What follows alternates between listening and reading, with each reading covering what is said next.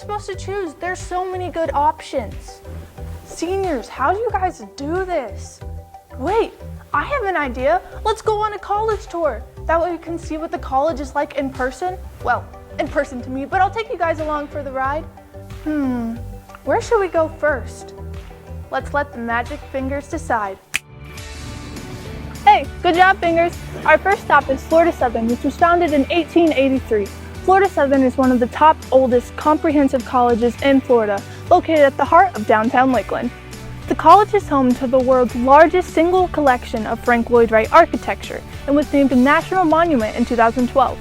Frank Lloyd Wright was an astounding American architect, interior designer, writer, and educator.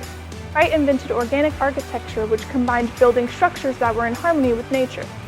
His amazing architecture can be seen all throughout the beautiful Lakeland campus, which has been awarded #1 private college in Florida.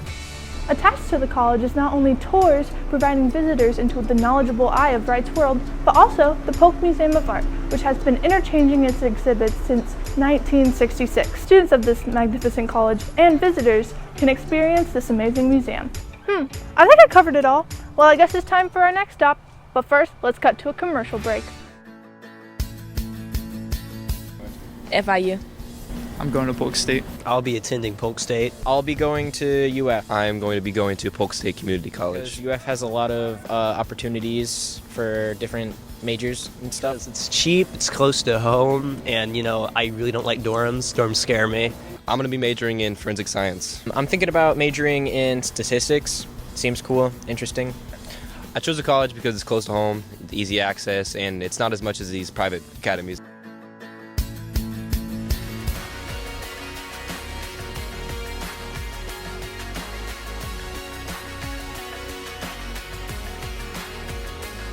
Our next stop is Polytech, one of the top engineering schools in Florida, focusing on the studies of math, science, technology, and engineering. This campus was built only 8 years ago, giving students a fresh breath of new technology. Polytech, for those who didn't know, is an institution of higher education offering courses in many different subjects, especially vocational or technical. This college is different from others, giving students hands-on experience into their fields of interest. Polytech is currently working to innovate their campus even further with their new Poly 2.0 plan. This plan outlines the renovations for the next 3 years, including a new research park. Speaking of upcoming things, let's go head over to our announcements before we cover our last campus. Grade recovery for the second 9 weeks has begun and will be on Wednesdays from 2:15 to 4:15 in room 05005. The girls basketball team will be having their district game tonight at 7:30, so make sure to come out and support your Lady Jackets. After you come support the girls basketball team, you can head on over and support the guys basketball team, which will be having their Stinger shootout at 8:45 tonight. Tomorrow, the cheerleading team will be having their UCA Nationals tournament at 8 a.m. at Disney. So make sure if you see a cheerleader to wish them luck. The next SAT is March 14th and the deadline to register is February 14th. The next ACT is April 4th and the deadline to register is February 28th. Our last stop is Polk State College, which was the first higher public institution in Polk County. This state college was established in 1964 and is now a multi-campus institution providing 20,000 students with access to an associate's and bachelor's degree, also training within their workforce and certification programs. Advantages to attending Polk State include small class sizes, hands-on learning, and flexible courses.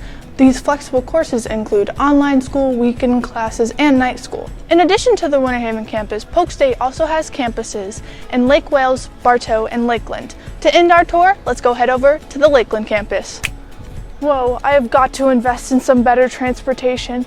But it looked like it worked. We're here at the Lakeland campus. Both the Lakeland and the Winter Haven campus pride themselves in integrating their students. Polk State is home to more than 50 student clubs and organizations through the Student and Leadership Office known as SALO.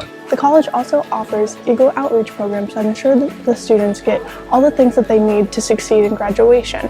Through programs such as Polk State Pantry, which provides students with hygiene products and extra food, it gives their students an extra boost to help them pursue their lives whenever they're working towards their degree. Polk State is here for their students, making sure they are comfortable and provided with all the knowledge they need for their success. We have covered only 3 of the amazing schools in Polk County. There are so many more colleges just in Florida in general.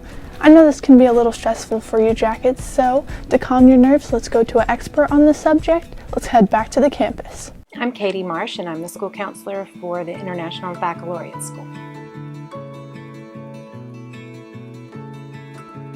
9th grade, 10th grade begin by doing things like taking career interest inventories, find out about the different types of things that they really like to do. Then after you do that, it's going to come up with many different careers that match the different things that you like to do, the different things that you spend your time doing. And there might be careers that involve those things that you never even knew about. And then when you do those, it can take you to further information about how much you can make in those careers and what kind of colleges offer programs for those careers. If you've narrowed it down to 5 schools or so that you really like, especially if they're close by, if you can go and ask for a free tour of the school and meet some students. Oftentimes it's students that are doing the tours, that are the tour guides, and you can ask questions of them and see if you feel like that is a good fit for you. You need to look at the freshman profile for each freshman class incoming each year and find out, do you fit with your GPA? Do you fit there with your average test scores? Are you going to be right there in the range of the typical kid that goes to that school? So is it a good academic fit for you as well? And also, if a school has the kind of program that specifies the exact sort of thing that you want to do and that you want to study. There's an awful lot of timelines and due dates for all of us. The best way that I've helped myself and the advice that I've given kids is to create a plan. So you begin with the end in mind, find your date, and then work backwards, and make sure that you're giving yourself a large swath of time to get things done.